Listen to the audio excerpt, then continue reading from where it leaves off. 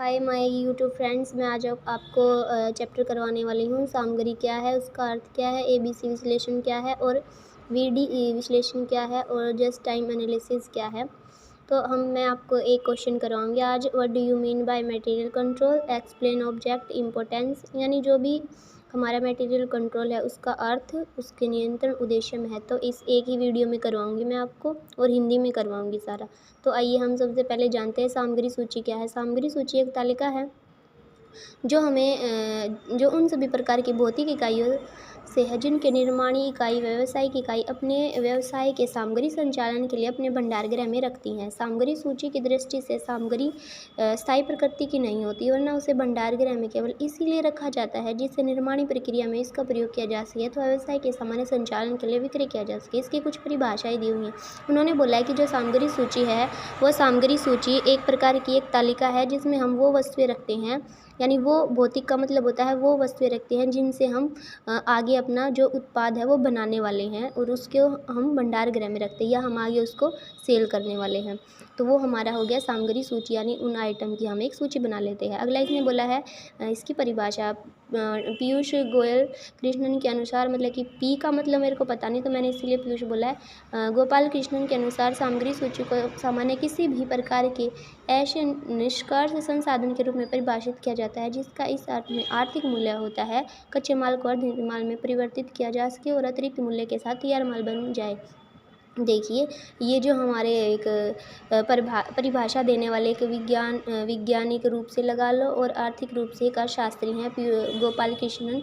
उन्होंने बताया है कि जो सामग्री है वो क्या करती है, सामग्री सूची हमें बताती है कि हमें कौन से साधन है वो इकट्ठे करने हैं ताकि हम उनको कच्चे माल के रूप में से पूरा अंतिम रूप में बना के तैयार कर सके। तो वो हमारी क्या है, सामग्री सूची है। नीचे एक और परिभाषा दी हुई है ICS के अनुसार सामग्री सूची का आशय उन मदों की अनुसूची से जो समय के एक विशेष बिंदु पर हो। मतलब कि इसने भी यही बताया है कि जो हमारी सामग्री सूची हमें ये बताती है कि वह कौन सी मदें हैं जो हमें एक बिंदु तक भंडार गृह में रखनी है। आगे आ जाइए, आपको मैं बताती हूँ अब कि सामग्री सूची नियंत्रण क्या है। सामग्री सूची तो हमने पढ़ लिया कि हाँ, सामग्री सूची एक भौतिक मदों की लिस्ट बनाना जो हमें भंडार गृह में रखनी है। सामग्री नियंत्रण ये गोपाल कृष्णन के शब्दों में लिखी हुई है परिभाषा कि सामग्री नियंत्रण एक ऐसी प्रबंधकीय उपकरण है जिसके द्वारा मितव्ययी आदेश मात्रा और पुनः आदेश का नियंत्रण किया जाता है तथा यह ध्यान रखा जाता है कि न्यूनतम लागत की सामग्री आवश्यक मात्रा में प्रत्येक समय भंडार गृह में बनी रहे। इसने परिभाषा दी है कि जो सामग्री नियंत्रण है वो हमें ये बताता है कि जो सामग्री हमने इकट्ठा की है उस पर हम इस तरह से आदेश निर्देश लगाएं जिससे हम उसका उचित प्रयोग कर सकें। अब आगे चलिए, मैं आपको बताती हूँ इसके उद्देश्य। तो सामग्री सूची और या मटेरियल कंट्रोल के उद्देश्य क्या है। पहला उद्देश्य इसमें बताया है कि correct forecast of necessary material, यानी आवश्यक सामग्री का सही पूर्वानुमान। सबसे पहले हम क्या करते हैं, जब भी हम अपनी सामग्री नियंत्रण की सूची बनाते हैं तो सबसे पहले हम उन वस्तुओं को इकट्ठा करते हैं जो हमारे लिए बहुत ज़रूरी है, यानी बहुत आवश्यक है। यानी हम क्या करते हैं, उनका सबसे पहले एस्टीमेट लगाते हैं, पहले अनुमान लगाते हैं। तो देखिए, इसने यही दिया है कि उत्पादन प्रारंभ करने से पूर्व यह अनुमान लगाना कि किसी विशेष वस्तु के नियंत्रण में प्रत्येक प्रकार की सामग्री की कितनी मात्रा की आवश्यकता होगी, कब आवश्यकता होगी, सामग्री किस किस्म की होनी चाहिए, ये सभी हम क्या करते हैं, अपने पहले उद्देश्य में अनुमान लगाते हैं सामग्री को सही समय पर संभव हो सके। मतलब किसने बोला कि आवश्यक सामग्री का सही पूर्वानुमान। पहला जो हमारी सामग्री नियंत्रण, उसका पहला ही उद्देश्य यह है कि हम सबसे पहले फोरकास्टिंग करते हैं, यानी अनुमान लगाते हैं कि हमें कितनी सामग्री चाहिए, कितनी मात्रा में चाहिए, कब चाहिए, उसमें कितना समय लगेगा इकट्ठा करने में। दूसरा आ जाइए, दूसरा हमारा परचेज ऑन फेयर प्राइस, यानी उचित मूल्य पर क्रय। हमारा जो दूसरा उद्देश्य यही होगा कि जो बाजार में एक ही प्रयोग किया आने वाली सामग्री अलग अलग मूल्य पर उपलब्ध होती है। प्रति इकाई लागत पर नियंत्रण करने से विभिन्न मूल्य पर उपलब्ध सामग्री में से वस्तु की किस्मों का ध्यान में रखते हुए उचित पर सामग्री का क्रय किया जाता है। यदि सामग्री अधिक मात्रा में खरीदी हो तो अगर सामग्री अधिक मात्रा में खरीदी हो तो दिए हुए प्रदायक में टेंडर आमंत्रित करके उचित टेंडर का चयन किया जा सकेगा। इसने बोला है कि सेकंड जो हमारा उद्देश्य है वो होगा परचेज ऑन फेयर प्राइस, यानी हम उसको उचित मूल्य पर क्रय करेंगे। हमारा दूसरा जो ऑब्जेक्ट है वो यही होगा कि हम जो बाज़ार में जो एक सब वस्तुओं का मूल्य क्या है अलग अलग है, तो हमारे ये ऑब्जेक्ट रहेगा कि हम उसकी इतनी इकाई खरीदें जिससे जो कि हम उचित मूल्य पर खरीदें, मतलब कि जितनी इकाई हमें चाहिए है वो हम उचित मूल्य पर खरीदें, जिससे जो हमारी लागत है उसमें नियंत्रण बना रहे। थर्ड है इसका उद्देश्य सामग्री प्राप्ति की जांच, यानी इंस्पेक्शन ऑन मटेरियल रिसीव्ड। जब हम ये दोनों उद्देश्य कंप्लीट कर लेते हैं, फोरकास्ट कर लेते हैं, उचित मूल्य पर खरीद लेते हैं, तब हमारा तीसरा उद्देश्य आता है सामग्री प्राप्ति की जांच, यानी जो सामग्री हमने क्रय की है उसकी जांच करते हैं कि जो हमने मंगाई थी वही है या फिर ऊपर नीचे है, उसकी हम इसमें जांच करते हैं। ये हमारा तीसरा ऑब्जेक्ट है। इसमें फोर्थ ऑब्जेक्ट बताया संतुलित भंडारण, यानी बैलेंसिंग स्टोरिंग, मतलब कि हम क्या करते हैं जब हमारे पास सामग्री रिसीव हो जाती है तो हम क्या करते हैं उस सामग्री को अपने भंडार गृह में रखने के लिए उचित रूप से एक संग्रहालय यानी संग्रहण बनाते हैं, ताकि हमें उत्पादन कार्य करने में बाधा ना पड़े और हम आसानी से उसको भंडार गृह में से प्रयोग कर सके उसका।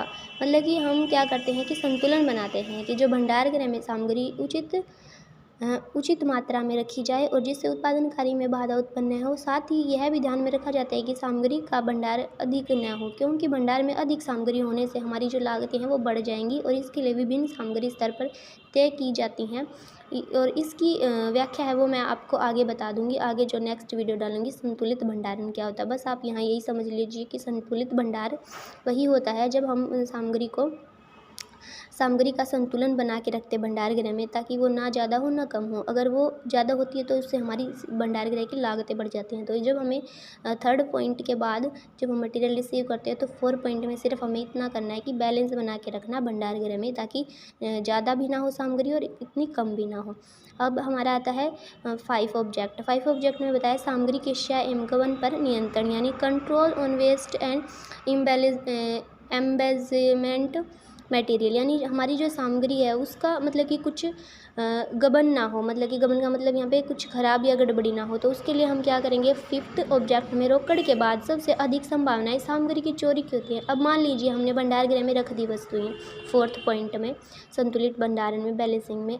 हमारा 5th पॉइंट आता है कि जो हमने भंडार गृह में वस्तुएं रखी हैं उन पर एक नियंत्रण बना के रखना, ताकि उनकी चोरी ना हो, वो एक जगह से दूसरी जगह कोई उठा के ना ले जाए या वो उन गबन ना कर दे या उनका कोई मिसयूज़ ना कर दे तो कोई उठा के ना ले जाए। ये सभी हम क्या करते हैं हमारे 5th ऑब्जेक्ट में आता है। इसमें कंट्रोल ऑन वेस्टिंग में उनका गलत प्रयोग ना करें और उन पर नियंत्रण रखें। अब हमारा आता है नेक्स्ट ऑब्जेक्ट सूचनाएं उपलब्ध कराना, टू वैली इन्फॉर्मेशन, यानी सामग्री नियंत्रण का उद्देश्य समान लेखांकन में सहायता प्रदान करना भी है। प्रत्येक उत्पादन में कितनी सामग्री लागत लगी, कौन कौन सी सामग्री का क्रय करना चाहिए आदि सूचनाएं समय पर उपलब्ध होने से अनेक प्रकार लागतों में कमी की जा सकती है। इसने बोला टू वेल इन्फॉर्मेशन। हमारा जो 6th ऑब्जेक्ट है वो यही है, छठा ऑब्जेक्ट हमारा, कि जो सूचनाएं हैं वो हमें समय पर उपलब्ध होनी चाहिए। हमें ये पता होना चाहिए कि हमारी कौन सी सामग्री अब ख़त्म होने वाली है और कितनी मात्रा में हमें इसकी और ज़रूरत है और कितना समय लगेगा और कितनी लागतें लगेंगी। ये सारी हम क्या करते हैं, टू वेल इन्फॉर्मेशन यानी छोटे ऑब्जेक्ट में हम करते हैं। अगला इसने बोला है 7वां ऑब्जेक्ट, यानी कार्यशील पूंजी का उचित प्रयोग, यानी appropriate use of a working capital, यानी जो हमारी कार्यशील पूंजी है, कार्यशील पूंजी में अधिकांश विनियोग सामग्री के स्टॉक में होता है। मतलब कि जो कार्यशील पूंजी है उसमें अधिक विनियोग है वो सामग्री के स्टॉक में होता है। इसीलिए सामग्री का उचित नियोजन एवं सामग्री विनियोग लागतों को कम किया जा सकता है। तो इसने यही बताया कि जो हमारी कार्यशील पूंजी है वो सबसे ज़्यादा हम इन्वेस्ट कहाँ करते हैं, अपनी सामग्री स्टॉक यानी इन्वेंट्री में ही करते हैं सबसे ज़्यादा। तो इसीलिए इसने बताया कि हमें जो प्लानिंग है अपनी इन्वेस्टमेंट की स्टॉक में वो उचित रूप से करनी चाहिए, कि ना ज़्यादा कम हो ना ज़्यादा हो, जिससे हमारी लागतों पे भी कंट्रोल बना रहे। तो ये हमारा 7वां ऑब्जेक्ट हो गया। अब हमारा आता है 8वां ऑब्जेक्ट। 8वें ऑब्जेक्ट में बताता है कि उत्पादन लागतों में कमी, यानी redact in cost of A product, यानी जो हमारा प्रोडक्ट है उसमें हमें क्या करनी चाहिए, कॉस्ट के रिगार्डिंग कमियां करनी चाहिए। जैसे कि सामग्री लागत उत्पादन लागतों का एक महत्वपूर्ण भाग है, अतः यदि सामग्री नियंत्रण एवं नियोजन द्वारा सामग्री लागतें लागतों में कमी की जाए तो उसके परिणाम प्रति इकाई लागत में कम की जा सकती है। इसने बोला है कि जो हमारी सामग्री लागत है, अगर हम उसके उत्पादन के अंतर्गत एक कोई भाग है उसका महत्वपूर्ण और उसका नियोजन और नियंत्रण की लागत है वो क्या करते हैं, हम कम करते हैं। मतलब कि जो हमें उन भौतिक वस्तुओं से यूज़ करके जो प्रोडक्ट बनाना है उसकी जो लागत है वो हम उसका कम प्लान करते हैं, तो इससे जो हमारी प्रति इकाई लागत है वो भी कम आएगी। अब इसने बोला है 9th यानी उत्तरदायित्व निर्धारण, डिटर्मिनेशन ऑफ ए रिस्पॉन्सिबिलिटी, यानी जो सामग्री नियंत्रण है उसकी जो रिस्पॉन्सिबिलिटी है वो बताई है कि इस विधि का प्रयोग करने के बाद भी अनेक बार सामग्री का अधिक क्षय हो जाता है अथवा अन्य कारणों से प्राप्त इकाई लागत अधिक आती है। ऐसी दिशा में उत्तरदायित्व निर्धारित करके आगे ऐसे हानियों को रोका जा सकता है। मतलब कि 9th में यही बताया है, 9th उद्देश्य में कि उत्तरदायित्व निर्धारण, इसमें हमारा डिटर्मिनेशन का पता चलता है कि हमारी रिस्पॉन्सिबिलिटी क्या है सामग्री के रिगार्डिंग, जिससे हमारा जो गबन, चोरी, क्षय आदि ये सभी इन पर हम कंट्रोल कर सकें और हमारी आगे भविष्य में होने वाली हानि को हम कर सकें। तो आज के लिए यही मैंने आपको बताया है। इन्वेंट्री क्या होती है, मतलब कि सामग्री क्या है, सामग्री सूची क्या है, सामग्री सूची की अर्थ क्या है और सामग्री सूची के उद्देश्य। तो आज के लिए दोस्तों इस वीडियो में इतना ही। अगर आप चाहते हो मैं आपकी और ऐसी वीडियो बना के डालूँ आपके लिए, तो आप मेरे को बताना। इस वीडियो को लाइक करें, शेयर करें, सब्सक्राइब करें और आगे जो इसका ABC एनालिसिस है और VD एनालिसिस और जस्ट टाइम एनालिसिस है उसके लिए मैं आगे वीडियो डालूँगी। तो आप मेरे को ये वीडियो देख के और बताना और हाँ, सब्सक्राइब ज़रूर करना। Bye bye.